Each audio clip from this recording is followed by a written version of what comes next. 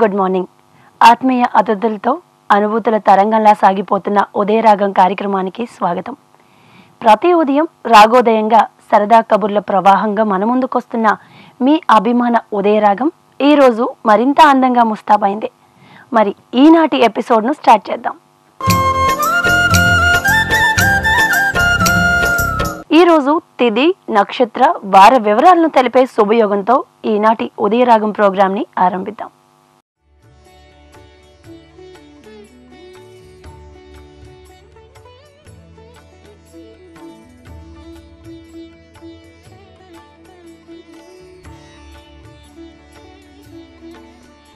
చంద్రమౌళీశ్వరరావు, NRI ఆసుపత్రి CEO. Corporate వైద్య సేవలను పేదవారికి సైతం అందుబాటులోకి తేవడంలో ఎన్ఆర్ఐ ఆసుపత్రికి దేశంలోనే ప్రత్యేకమైన గుర్తింపు ఉంది. అటువంటి ఎన్ఆర్ఐ ఆసుపత్రి అభివృద్ధి, విస్తరణలో కీలక పాత్ర పోషిస్తున్నారు CEO చంద్రమౌళీశ్వరరావు. సౌమ్యుడిగా పేరు పొందిన చంద్రమౌళీశ్వరరావు నమ్మిక, నాణ్యమైన వైద్య సేవలను అన్ని వర్గాల వారికి అందుబాటులోకి తీసుకెళ్లడానికి వినూత్న పథకాలను రూపొందిస్తున్నారు. అనారోగ్యంతో ఆసుపత్రిలో ప్రవేశించిన వ్యక్తి సంపూర్ణ ఆరోగ్యంతో చక్కగా నవ్వుతూ బయటకెళ్లాలన్నదే ఎన్ఆర్ఐ ఆసుపత్రి లక్ష్యమని చెబుతున్న చంద్రమౌళీశ్వరరావు ఈనాటి మన ఉదయరాగం ఆత్మీయ అతిథి. నమస్కారం అండి చంద్రమౌళీశ్వరరావు గారు. నమస్కారం అమ్మా, ఉదయరాగం ప్రోగ్రామ్ నమస్కారం. చంద్రమౌళి గారు, ఉత్తరాంధ్ర ప్రజలకి అత్యాధునిక వైద్య సదుపాయాల్ని అందుబాటులోకి తెచ్చారు. ఈ క్వీన్స్ ఎన్ఆర్ఐ హాస్పిటల్ ఏ విభాగాల్లో తమ సేవలను అందిస్తుంది? ముఖ్యంగా చెప్పాలంటే ముందు క్వీన్స్ ఎన్ఆర్ఐ హాస్పిటల్ ఎస్టాబ్లిష్మెంట్ గురించి చెప్పాలి. డాక్టర్ చలసాని రంగారావు గారు స్వర్గీయ, అలాగే విజయలక్ష్మి గారు మన ఆంధ్ర మెడికల్ కాలేజీలోనే చదువుకొని అబ్రాడ్లో ఉద్యోగం చేసి, ముఖ్యంగా యూకేలో పనిచేసి, ఆ సమయంలోనే అటువంటి ఇంటర్నేషనల్ స్టాండర్డ్ హాస్పిటల్ మన విశాఖ ప్రజలకి, ఉత్తరాంధ్ర ప్రజలకి అందుబాటులో రావాలనేది వాళ్ళ జీవిత ధ్యేయము. ఆ ధ్యేయంని నిర్వర్తించడం కోసం వాళ్ళు కష్టపడి వాళ్ళు సంపాదించే మూల్యంతో ఇక్కడ మన సీతందార్లో సైట్ కొనడం జరిగింది. 1995లో 30 పడకల ఆసుపత్రిని స్థాపించారు. ఆ టైంలో వాళ్ళు అబ్రాడ్లో ఉంటుండగానే ఈ హాస్పిటల్ని నడిపి పరిచయం చేశారు క్వీన్స్ ఎన్ఆర్ఐ బ్రాండ్ని విశాఖ ప్రజలకు. అలాగే 2006లో దాన్ని 30 పడకల నుంచి 130 బెడ్ల హాస్పిటల్గా తీర్చిదిద్దారు. అలాగే ఆరోగ్యశ్రీ సేవలు, Rajiv Aarogyasri schemes, state government, central government scheme services అని పెడుతుంటే ఇంకో ఏదో లోటు ఉంది, మెడికల్గా ఇది సరిపోదు, మనం చేసేది చాలదనే ఉద్దేశంతో స్వర్గీయ రంగారావు గారు ఆలోచించి నిరంతర కృషితో దాన్ని ఇంకా మనం ఎక్స్పాండ్ చేయాలని ఆలోచించారు. ఆ ఎక్స్పాన్షన్లో భాగంగానే ఇప్పుడు 130 బెడ్ల నుంచి 350 పడకల హాస్పిటల్గా తీర్చిదిద్దారు. ఈ 350 పడకల ఆసుపత్రితో పాటు ఒక్క ఆసుపత్రి అంటే పడకలు ఒకటే కాదు, లేటెస్ట్ ఎక్విప్మెంట్ అనేది ఇప్పుడు వైద్య రంగంలో అత్యాధునికంగా అభివృద్ధి చెందుతున్నాయి. దానికి సంబంధించి అత్యాధునికమైన ఇంటర్నేషనల్ స్టాండర్డ్ మెడికల్ ఎక్విప్మెంట్ అనేది క్వీన్స్ ఎన్ఆర్ఐ హాస్పిటల్లో నిజంగానే వైజాగ్లో కాదు, ఈ ఉత్తరాంధ్రలో ఉన్నటువంటి ఎక్విప్మెంట్ ఎవరి దగ్గర లేదు. ముఖ్యంగా చెప్పాలంటే క్యాన్సర్ ఉంది, క్యాన్సర్లో ఐరన్ ఎక్విప్మెంటు, మన ర్యాపిడ్ ట్రీట్మెంట్ అని, ఐజీఆర్ట్ అని, ఐఎంఆర్ టెక్నిక్స్ అని వాడతారు. దీనివల్ల లో రేడియేషన్ ద్వారా క్యాన్సర్ ట్రీట్మెంట్ చేసి లైఫ్ని పోస్ట్పోన్ చేయొచ్చు అనే ఉద్దేశంతో ఈ హాస్పిటల్లో అటువంటి ఎక్విప్మెంట్ పెట్టారు. అలాగే క్యాత్ సర్వీసెస్, కార్డియాలజీ విభాగంలో, తర్వాత యూరాలజీలో లిథోట్రిప్స్ అనే సిస్టమ్ ద్వారా స్టిచ్ లేకుండా, సర్జరీ లేకుండా కిడ్నీ స్టోన్స్ తొలగించే విధానాన్ని హాస్పిటల్లో పెట్టారు. అలాగే 1.5 టెస్లా ఎంఆర్ఐ, అలాగే సిటీ, మెమోగ్రఫీ, క్యాన్సర్ ట్రీట్మెంట్కి సంబంధించి, అలాగే ఒకటేంటి అన్ని రకాలుగా కూడా 24 అవర్స్ వైద్య సేవలు అందించే ఉద్దేశంతో ఈ ఆసుపత్రిని ఎస్టాబ్లిష్ చేయడం జరిగింది. 2012 నుంచి ఫుల్ ప్లెజ్డ్ హాస్పిటల్, మనిషికి కావాల్సిన ప్రతి అవసరానికి సంబంధించిన, ప్రతి డిసీజ్కి సంబంధించిన సర్వీసెస్ క్వీన్స్ ఎన్ఆర్ఐ హాస్పిటల్లో అందుబాటులో ఉన్నాయి. ఓకే సార్, మీరు అన్నారు ప్రజల్లో ఆరోగ్యం పట్ల అవగాహన పెరిగింది, హెల్త్ కాన్షియస్ వచ్చిందని. ప్రజల్లో ఈ ఆరోగ్యం పట్ల ఉన్న అవగాహన కూడా ఇన్ని హాస్పిటల్స్ పుట్టుకు రావడానికి కారణం, అంటే ప్రజల్లో ఏదైతే ఉందో హెల్త్ కాన్షియస్, అదే ఇన్ని హాస్పిటల్ పుట్టు రావడానికి గల కారణం అంట. అలాని కాదు, అలాగని 100% ప్రజల్లో అవగాహన తెచ్చేదే హాస్పిటల్స్, అవేర్నెస్ తీసుకొచ్చేదే హాస్పిటల్స్. అంటే హెల్త్ కేర్ ఇండస్ట్రీ అనేది డెవలప్ అయ్యి ప్రజలకి ప్రతి రకమైన దీనికి అందుబాటులో వచ్చినప్పుడు ఒకళ్ళు చూసి ఇంకొకరికి ఎడ్యుకేషన్ కూడా డెవలప్ అయింది. అంటే ఇటు నుంచి అటు చెప్పొచ్చు, అటు నుంచి ఇటు చెప్పొచ్చు. అంటే ప్రజల్లో అవగాహన డెవలప్ అవ్వడం వల్ల హాస్పిటల్ సర్వీసెస్ డెవలప్ అవ్వడం అనేది ఒక ఎత్తు. రెండోది ఏంటంటే హాస్పిటల్స్ డెవలప్ చేసి ప్రజలకు అందుబాటులో విధంగా రకరకాల సర్వీసెస్ పబ్లిక్లోకి తీసుకెళ్ళడం అనేది రెండు రకాల both will be beneficiary. Okay, అంటే ఆలోచన అనేది రెండు వైపులా ఉండాలి. ఇప్పుడు హాస్పిటల్స్ ఏదైనా కమర్షియల్గా డెవలప్ అయ్యాయి, కమర్షియల్ థింకింగ్ మీద ప్రతి హాస్పిటల్ దోచేస్తున్నారు, ఇటువంటి కాన్సెప్ట్స్ కూడా పీపుల్లో ఉంది. అది కానీ నాకు తెలిసినంత వరకు ఏంటంటే the investment of the hospital is very high compare to other industry. దాని ప్రకారం ఏంటంటే ఒక ఎంఆర్ఐకి మార్కెట్లో 7,000 రూపాయలు ఛార్జ్ చేస్తున్నారు, చాలా ఎక్కువ అని అంటాం. ఒక ఎంఆర్ఐ ఎస్టాబ్లిష్ చేయాలంటే 5 crores ప్లస్ మినిమం ఇన్వెస్ట్మెంట్. రోజుకి 10 ఎంఆర్ఐలు చేస్తే 30 kV, అంటే మీకు బ్యాక్ అండ్ హిస్టరీ చెప్తాను, 30 kVA పవర్ ఎప్పుడు నిరంతరంగా ఉండాలి ఒక ఎంఆర్ఐ నడపాలి అంటే. ఆ పవర్ కట్ అయింది అనుకుంటే దానిలో మ్యాగ్నెట్ హీలియం బాయిల్ అయిపోయి అరౌండ్ 60 lakhs లాస్ అవుతుంది అనమాట ఇన్ డేలో. సో ఇటువంటి వీటికి దానికి ఆ మాత్రం ఛార్జెస్ పెట్టకపోతే అసలు వైబిలిటీ కాదు, ఒక ఎంఆర్ఐ నడపాలంటే వైబుల్ కాదు. ఎగ్జాంపుల్ చెప్తున్నా. సో పీపుల్ ఏంటంటే 7,000 రూపాయలు ఎంఆర్ఐకి తీసుకున్నారని ఇంకా ఇది ఉంటుంది, కానీ ఒక ఎక్విప్మెంట్ కాస్టే 5 crores ఉంది, దాని ఎస్టాబ్లిష్, దాని మెయింటెనెన్స్ కాస్ట్, ఇవన్నీ క్యాలిక్యులేట్ చేస్తే నేనైతే బ్యాక్ ఎండ్లో ఇండస్ట్రీలో బాటమ్ నుంచి టాప్ వరకు చూస్తున్నాను కాబట్టి ఇక్కడ ఎక్కడ దోచేస్తున్నారనే మాట అది అపోహ మాత్రమే. అంటే ఈ ఎక్విప్మెంట్ ఏదైతే ఉందో దాన్ని మెయింటైన్ చేసి దాన్ని అందుబాటులో, ఇప్పుడు ఎంఆర్ఐ రాబట్టే లేటెస్ట్ టెక్నిక్స్ తెలిసినాయి. మార్కెట్లో ఒక ఏదైనా డిసీజ్, ఒక స్పైన్ ప్రాబ్లం ఉంది, ఒక నీ ప్రాబ్లం ఉంది, ఈ ప్రాబ్లం ఉందని బయటకు వచ్చింది అంటే దానికి తగ్గట్టు ఎక్విప్మెంట్ ఉండి దాని ఫిల్మ్స్ ఉండబట్టే. దాన్ని మెయింటైన్ చేయాలంటే చాలా expensive thing. So in that situation కొంచెం ప్రైస్ ఏదో పీపుల్కి అందుబాటులో లేకపోవడం అనేది కొంచెం ఉండొచ్చు. వన్ మోర్ ప్రాబ్లమ్ ఈజ్, ఇప్పుడు ఒక హోటల్కి వెళ్ళి స్టే చేయాలంటే పీపుల్ ప్రిపేర్ అయ్యి వెళ్తారు. ఒక 3 days నేను హోటల్లో ఉంటాను, 3 days రెంట్ పే చేస్తాను, నేను 4 days ఉంటాను, 4 daysకి ఇంత బడ్జెట్ అవుతుంది వెళ్తుంది. హాస్పిటల్ అనేది దిస్ ఇస్ లైవ్తో ట్రీట్మెంట్ అనమాట. ఈరోజు బాగుండొచ్చు, రేపు ఇంకొక డిసీజ్ ఇంకొక రకంగా పేషెంట్ కన్వర్ట్ అవ్వచ్చు. కన్వర్ట్ అయిన తర్వాత ఏమవుతుంది, మరి 2 రోజులు స్టే పెరగవచ్చు, ఎక్స్పెండిచర్ పెరుగుతుంది. ఇటువంటివి ఇంకా పీపుల్ అవేర్నెస్ రావాల్సిన పరిస్థితి ఏర్పడ్డది. అదేదో హాస్పిటల్ కావాలని 2 days ఉంచారనో 3 days ఉంచారనో లేనిపోయిన అపోహలు ఉన్నాయి మార్కెట్లో. అంటే వాళ్ళ అబ్జర్వేషన్ కోసం పెడతాను తప్పించి, అబ్జర్వేషన్ అని కాదు. ఇప్పుడు ఒక డిసీజ్తో వస్తాడు, ఆ డిసీజ్ వరకు వాడికి తెలుస్తుంది, రెండో డిసీజ్ ఆటోమేటిక్గా బాడీలో ఉంటుంది. ఈ సూపర్ స్పెషాలిటీ డివిజన్లో ఏం చేస్తారంటే ఒక ఎంఆర్ఐ తీస్తే ఈడు వచ్చిన డిసీజ్ ఒకటి, ఆ పేషెంట్కి కనిపించేది ఇంకో డిసీజ్ ఉంటుంది. ఈ సిచ్యువేషన్లో ఏంటంటే వాళ్ళు ఏమనుకుంటారు, నేను ఈ డిసీజ్తో వచ్చాను కదా, ఇంకో డిసీజ్ చెప్తున్నారు ఏంటనేది. అది రియల్గా చెప్పాలంటే ఏ హాస్పిటల్స్ కానీ దీని కానీ అన్నెసరీగా ఎటువంటి ఇది చేయదండి. ఇంకా అవేర్నెస్ పెరగాలి పీపుల్లో, పెరిగి దాని గురించి అవగాహన చేసుకోవాల్సిన వైద్య రంగంలో ఇంకా ఉంది. ఇప్పుడు ఉదయరాగం కార్యక్రమంలో ఒక చిన్న విరామం. ఉదయరాగం కార్యక్రమానికి తిరిగి స్వాగతం. దినఫలాలను తెలిపే దిక్సూచి అనుగ్రహం. మరి నేటి రాశి ఫలాలను మనకు అందించేందుకు శ్రీ శ్రీ శ్రీ లలితా త్రిపుర సుందరి పీఠం పీఠాధిపతి శ్రీ తటవర్తి అప్పలరాజు శర్మ గారిని ఆహ్వానిద్దాం, అనుగ్రహ ఫలాలను తెలుసుకుందాం.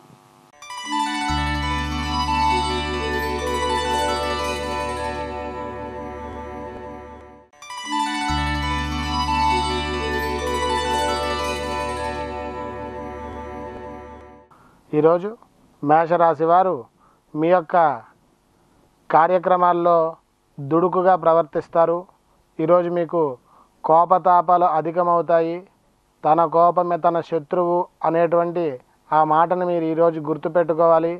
మీకు చిన్న పిల్లల్ని చూసినా పెద్దవాళ్ళని చూసినా వాళ్ళు చెప్పేటువంటిది వినడానికి చాలా కష్టంగా ఉంటుంది. ఆ యొక్క అహం అనే ఒక శబ్దాన్ని వదిలి మీరు ముందుకు వెళ్ళినట్టయితే ఈరోజు మీరు మంచి ఫలితాలు అందుకోగలుగుతారు.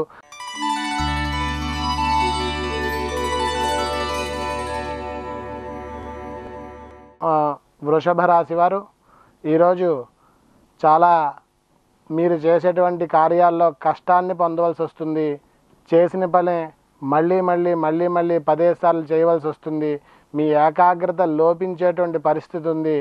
నేనేనా ఒకప్పుడు ఇంత బాగా చేశాను పని, ఇప్పుడు ఏ పని చేయలేకపోతున్నాను అని మీ మనస్సు మీకే సర్ది చెప్తూ ఉంటుంది. మిమ్మల్ని మీరు ఈరోజు జయించుకోవాల్సిన పరిస్థితి వస్తుంది. ఈరోజు మీరు తీసుకునే నిర్ణయాలు ఏవి కూడా మీకు మంచి ఫలితాలను ఇవ్వవు. ఈరోజు మీరు దీర్ఘకాలిక నిర్ణయాలు, వెంటనే నిర్ణయాలు తీసుకోకుండా నలుగురిని సంప్రదించి చేసేటువంటి పనులు మీకు లాభాన్ని కలిగిస్తాయని గమనించగలరు.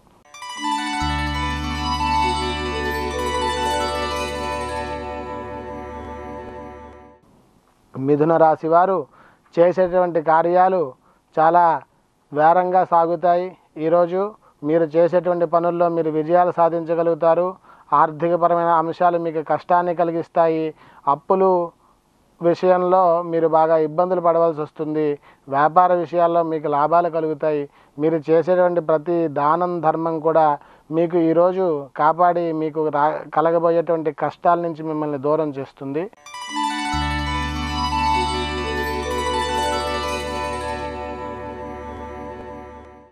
కర్కాటక రాశి వారు చేసేటువంటి కార్యాల్లో ఈరోజు విజయాల్ని పొందే పరిస్థితి ఉంది. మీరు చేసేటువంటి ప్రతి కార్యం కూడా మీకు లాభాన్ని తెచ్చిపెడుతుంది. కానీ నేనే చేయగలను అనుకునేటువంటి మీ భావన మీకు ఈరోజు కొంతమంది శత్రువులను తెచ్చిపెట్టే పరిస్థితి ఉంది.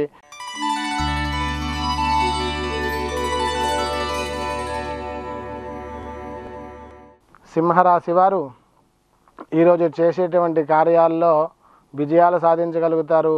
మీరు ఆకస్మికంగా ఒక నిర్ణయం తీసుకోవాల్సిన పరిస్థితి వస్తుంది. మీ భాగస్వాములతో కానీ మీ యొక్క కుటుంబ సభ్యులతో కానీ చర్చించే సమయం మీకు ఉండదు. ఈరోజు చేసేటువంటి పనులన్నీ కూడా ఉదయం నుంచి ఒక ప్రణాళికాబద్ధంగా మీరు చేసినట్లయితే మీకు కలగబోయేటువంటి నష్టాల నుంచి కష్టాల నుంచి మీరు బయటకు పడగలుగుతారు.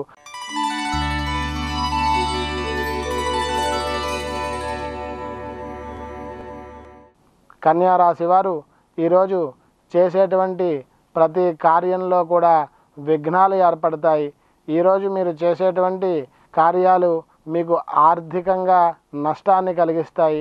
ఈరోజు మీరు ఏ వ్యాపార వ్యవహారాల్లో కూడా ఆకస్మికంగా వేలు పెట్టకుండా జరిగింది మామూలుగానే జరుగుతున్నట్టుగా చేస్తూ మీకు ప్రలోభాలకి ఇబ్బంది కలిగించేటువంటి విషయాలు జరిగేటువంటి అవకాశం ఉంది.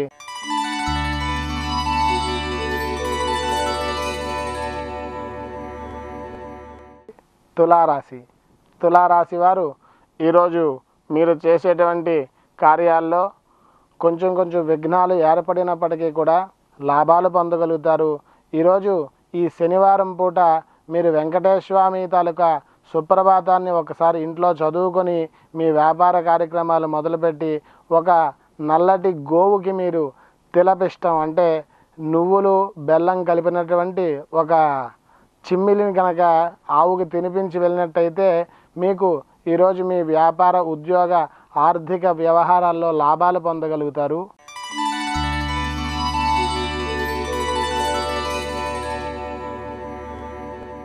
వృశ్చిక రాశి వారు ఈరోజు మీరు చేసేటువంటి ప్రతి కార్యంలో కూడా సునిశ్చిత పరిశీలన అవసరంగా గోచరిస్తూ ఉన్నది. మీరు ఆకస్మికంగా మీరు పెట్టేటువంటి కొన్ని సంతకాలు కానీ తీసుకునేటువంటి నిర్ణయాలు కానీ మీ ప్రమేయం లేకుండానే జరిగిపోతూ ఉంటాయి. అటువంటి విషయాల్లో మీ చుట్టుపక్కల ఉన్న వాళ్ళని జాగ్రత్తగా గమనిస్తూ మీరు ఏ పని చేస్తున్నారో ఒకటికి 10 మార్లు శ్రద్ధగా చూసుకొని మీరు సంతకాలు చేసినట్లయితే ఎవరికైనా డబ్బులు ఇచ్చిపుచ్చుకునే వ్యవహారాల్లో మధ్యన ఉండాల్సిన పరిస్థితి వస్తుంది. అది ఇప్పుడు బాగా నడిచిపోయినప్పటికీ కూడా మీకు కాలక్రమేణా బాగా ఇబ్బంది కలిగేటువంటి పరిస్థితి ఉంది.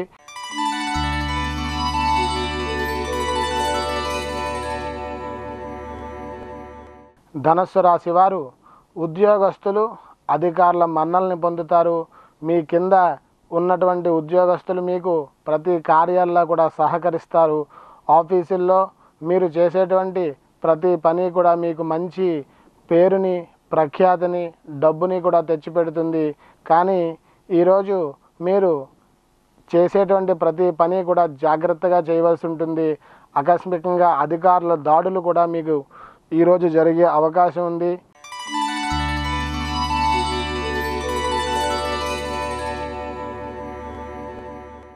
మకర రాశి వారు ఈరోజు విందులు వినోదాల్లో పాల్గొంటారు. మీకు కొన్ని శుభకార్యాలకి ఆహ్వానాలు వస్తాయి. మీరు వెళ్ళేటువంటి ఆ ఆహ్వానాలు మీకు మీ కుటుంబ గౌరవాన్ని మీ బంధుత్వాన్ని కూడా పెంచుతాయి. ఎప్పుడు ఎక్కడికి కూడా వెళ్లకుండా ఉండిపోయే మీరు ఈరోజు తప్పనిసరిగా కొన్ని కార్యక్రమాలకి హాజరు కావాల్సి వస్తుంది.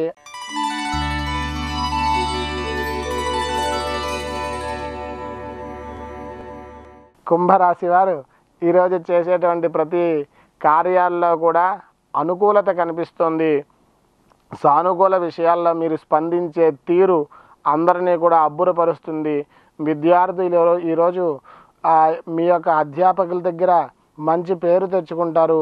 కుటుంబంలో మీరు చేసేటువంటి ప్రతి కార్యం కూడా మీ గౌరవాన్ని పెంచే విధంగా ఉంటుంది.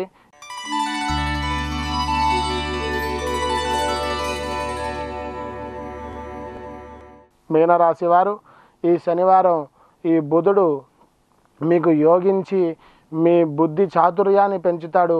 ఈరోజు మీరు తీసుకునే నిర్ణయం మీ యొక్క పిల్లల భవిష్యత్తుకి చాలా ఉపయోగపడుతుంది. సాంఘికంగా మీకు మంచి పేరు ప్రఖ్యాతులు ఉంటాయి. ఆ పేరు ప్రఖ్యాతులని మీరు ఉపయోగించుకొని మీరు చేసేటువంటి ప్రతి కార్యం మీకు ఈరోజు విజయాన్ని చేకూరుస్తుంది. శుభమస్తు.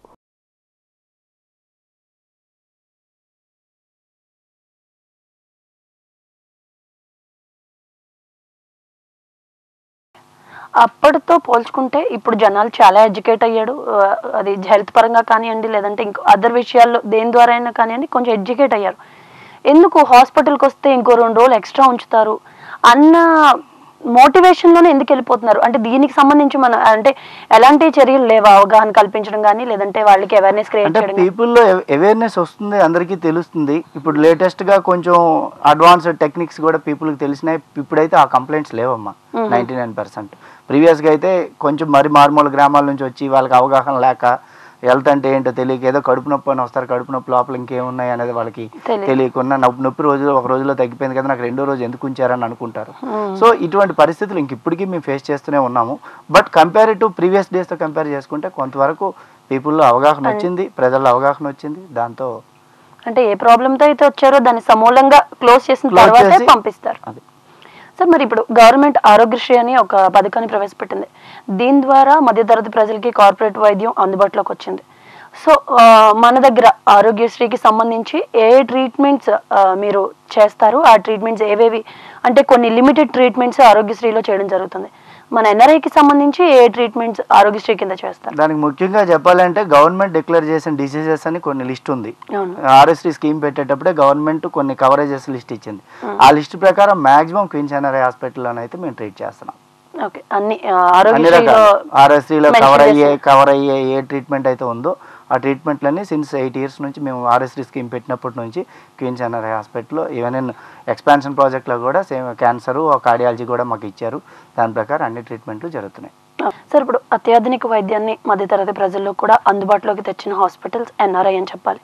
మరి అలా చేస్తున్నప్పుడు ఇది చేస్తుంది ఒక సేవాభావంతో చేస్తున్నారా, లేదంటే మిగతా అన్ని మీరు అన్నారు శాలరీస్ అని, స్టాఫ్ శాలరీస్ అని, డాక్టర్ శాలరీస్ అని, ఇవన్నీ తగ్గించుకొని చేస్తున్నారా, లేదంటే ఒక సేవాభావంతో ప్రజలకు సేవ చేయాలని? ముఖ్యంగా వెరీ గుడ్ క్వశ్చన్ అమ్మా. ఈ విషయంలో నేను చాలా చెప్పాలనుకుంటున్నా. నాకు టైం వచ్చింది. నిజంగానే ఒక విధంగా చెప్పాలంటే మా ప్రమోటర్స్ 30 years యూకేలో పనిచేశారు. నిజంగానే యూకే గవర్నమెంట్లో ఒక డాక్టర్ ప్రాక్టీషనర్ అంటే స్టార్ ప్రాక్టీషనర్. వాళ్ళకి నార్మల్ లైఫ్ ఏంటో, జీవితంలో ఏ లైఫ్ అనుభవించాలో ఆ లైఫ్ ఆల్రెడీ అనుభవించారు. సో వాళ్ళు తీసుకొచ్చి వైజాగ్లో హాస్పిటల్ పెట్టి ఇక్కడ ఇంకొక లైఫ్ పొందాలనే కోరిక అయితే వాళ్ళకి లేదు. కానీ ఒక ఎస్టాబ్లిష్మెంట్ ద్వారా తెలియకుండా మీకు మా క్వీన్స్ ఎన్ఆర్ఐ హాస్పిటల్ ముఖ్యంగా చెప్పాలంటే 1000 మందికి మేము ఉపాధి కల్పిస్తున్నాం.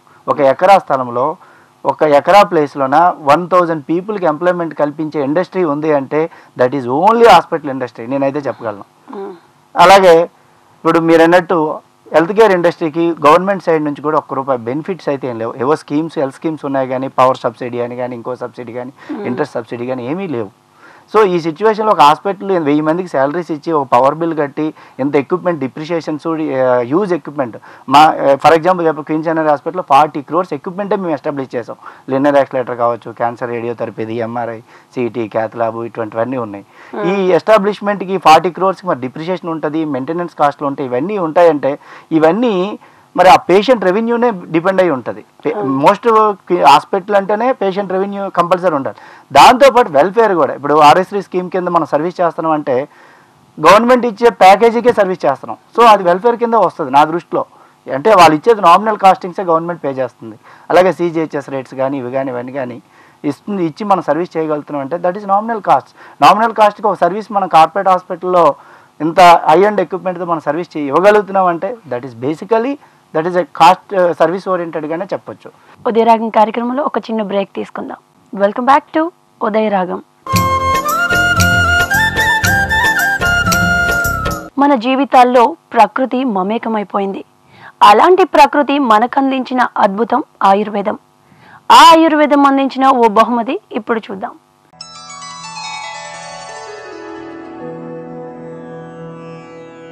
మైదా పిండిని దోరగా వేయించి పక్కకు పెట్టి పాలను కాచుకొని అందులో తగినంత పంచదార వేసి కాస్త వేడెక్కిన తర్వాత వేయించిన మైదా పిండిని కలిపి చిక్కగా అయ్యేదాకా ఉంచి అందులో లవంగాలు, మిరియాలు, యాలకులు, పచ్చకర్పూరం, జీడిపప్పు కలపాలి.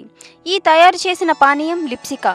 దీన్ని తినడం వల్ల వాత వ్యాధులు మరియు శరీర నొప్పులు పోతాయి. ఓకే సార్, ఇప్పుడు అంటే డాక్టర్ అంటే దేవుడితో సమానం అంటారు. ప్రాణం పోసే శక్తి దేవుడి తర్వాత డాక్టర్కే ఉందంటారు. దేవుడిలాగే చూస్తారు డాక్టర్ని. మరి అలాంటి డాక్టర్ గారు కొంతమంది, అంటే అందరూ కాకపోవచ్చు, కొంతమంది అయితే కమర్షియల్గా మారిపోయారు. సో అలాంటి కమర్షియల్ వాళ్ళ మైండ్ సెట్ అంటే లైక్ సేవ చేయాలని చాలా తక్కువ మంది అనుకుంటారు. మరి ఎందుకు ఇలా జరుగుతుంది? ప్రాణం పోసే అంత శక్తి ఒక డాక్టర్కి ఉండి కూడా ఎందుకు కమర్షియల్గా మారిపోతున్నారు? మీరు చెప్పిన 2 పదాలు తప్పే. డాక్టర్ ప్రాణం పోయడం అనేది ప్రాణం పోసే వ్యక్తి అని ప్రజలు అనుకోవచ్చు, బట్ ఈజ్ గివింగ్ ప్రజలకి సంబంధించినంత ట్రీట్మెంట్. ఆ డిసీజ్ ఏంటి, డిసీజ్కి సంబంధించిన ట్రీట్మెంట్ ఏమి ఇవ్వాలి అనేది డాక్టర్ బాధ్యత. ఏ డాక్టర్ కూడా ఈ పేషెంట్ 100% నేను ప్రజల్లో ఉన్న నమ్మకం ఏంటంటే, అంటే ప్రజల్లో ఏంటంటే పూర్వం రోజుల్లో వచ్చిన పరిస్థితులు బట్టి ప్రజల్లో ఒక అపోహ అన్నమాట. డాక్టర్ దేవుడు, డాక్టర్ ప్రాణం పోయాలి కానీ ప్రాణం తీసేస్తున్నారు, ఇటువంటి మార్కెట్లో ఈ టాక్స్ అన్నీ ఉన్నాయి. ఏ డాక్టర్ కూడా మీకు తెలీదు, మేము బ్యాక్ ఎండ్లో చాలా చేసుకున్నాం. ఒక పేషెంట్ ఫెయిల్ అయితే 4-5 రాత్రులు నిద్రపోరు. ఎప్పుడు కూడా ఏమనుకుంటారంటే ఒక పేషెంట్ని సర్వీస్ ఇవ్వాలి, ఆ సర్వీస్ ఇచ్చి ప్రాపర్ టెక్నిక్స్లో ట్రీట్మెంట్ చేసి వాడిని హ్యాపీగా ఇంటికి పంపిద్దామని ప్రతి డాక్టర్, ట్రీట్మెంట్ చేసిన ప్రతి డాక్టర్ రాత్రి పగలు కష్టపడతారు. బట్ ఇప్పుడు ప్రజల్లో అపోహలు అంటారు, ఏదో డాక్టర్ మనం జాయిన్ అయ్యాము, డాక్టర్ బతుకుతారని చెప్పారు, మరుసటి రోజు చనిపోయారని. ఇవి అపోహలు మాత్రమే. నేను చాలామందిని చూశాను, ఒక పేషెంట్ ఫెయిల్ అయితే రాత్రి నిద్ర పట్టుకున్నా, ఇంకా చేస్తే బాగున్నా, ఇంకా సర్వీసెస్ ఇంకేం చేయగలిగితే ఇంకా ఈ పేషెంట్ బాగుండేదని ఆలోచిస్తాడు తప్ప ఫైనల్గా ప్రాణం ఉండాలా పోయాలనేది భగవత్ నిర్ణయం.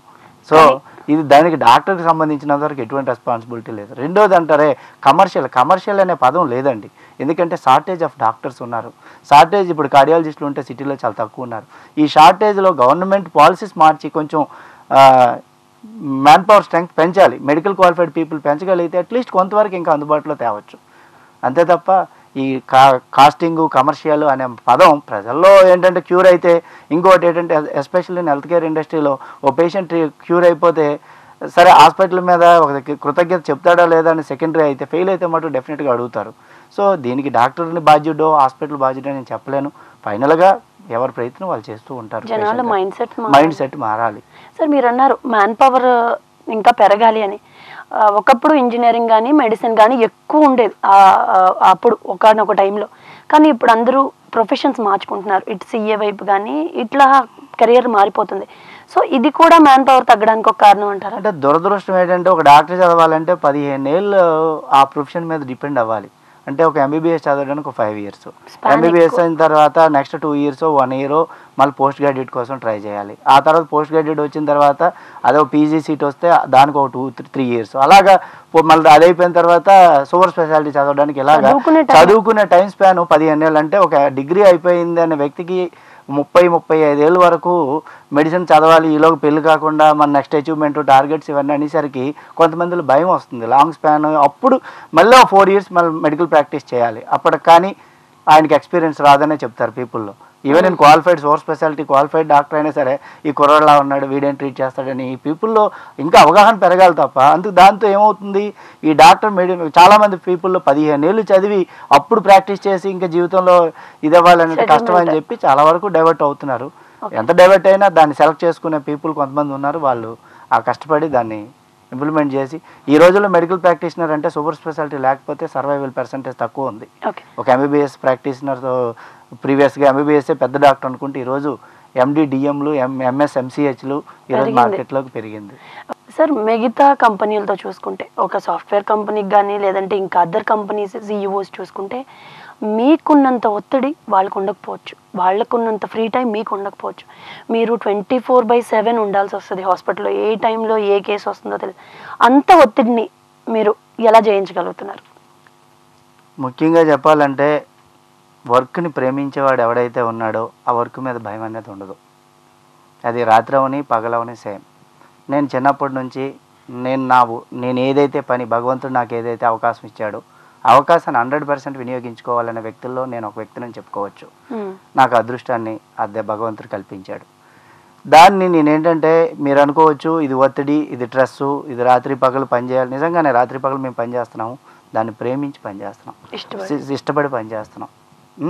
లైఫ్ అచీవ్మెంట్ 10 మందికి సర్వీస్ చేస్తున్నాం అనే అంకిత భావంతో సర్వీస్ చేయగలుగుతున్నాం.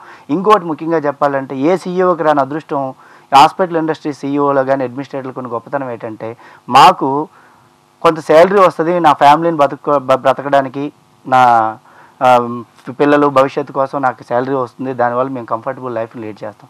రెండోది ఏంటంటే ఎవరికీ తెలియంది ప్రతి మనిషి తలకు ఆశయం ఏంటంటే పురుషార్థం కావాలి, పుణ్యం పురుషార్థం. ఒక వ్యక్తి పుట్టాడు అంటే ఏదో ఒక అచీవ్మెంట్ ఉంటుంది, మనం ఆర్థిక పరంగా ఎలా డెవలప్ అవుతాం దాని తరగతి ఏదో ఒకటి సాధించాలి. ఇది నేను చెప్పేది నారాయణ సేవ, వైద్యో నారాయణ అని శాస్త్రం చెప్పిన విధంగా ఈ హాస్పిటల్ ఇండస్ట్రీలో పనిచేయడం వల్ల రెండోది నాకెంతో కొంత పురుషార్థం, నా పుణ్యం అనేది క్రియేట్ అవుతుంది అనే అంకిత భావంతో నేను పనిచేయడం వల్ల నేను ఎప్పుడు స్ట్రెస్ అనే మాటకి నేను ఫీల్ అవ్వలేదు. స్ట్రెస్ ఫీల్ అవుతున్నాను అనే పదం అనేది నా దృష్టిలో అయితే అది చాలా దూరం అనే చెప్పొచ్చు.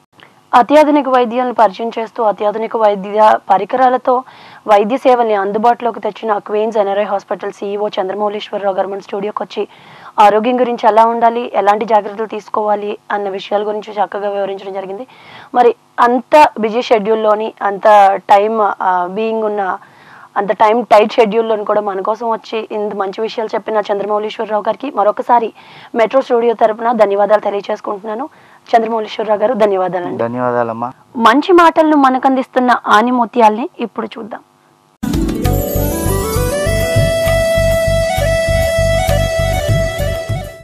అహంకారం నశిస్తే కామం, కర్మం అనేవి వాటంతటవే నశించిపోతాయి. ఆధ్యాత్మిక సూక్తి. విశిష్ట అతిథులతో విభిన్నంగా కొనసాగుతున్న ఈనాటి ఉదయరాగం వీక్షించిన మీకు కృతజ్ఞతలు తెలుపుతూ ఈనాటి కార్యక్రమాన్ని ముగిస్తూ మరో ఎపిసోడ్లో మళ్ళీ కలుద్దాం. అంతవరకు సెలవు. నమస్కారం.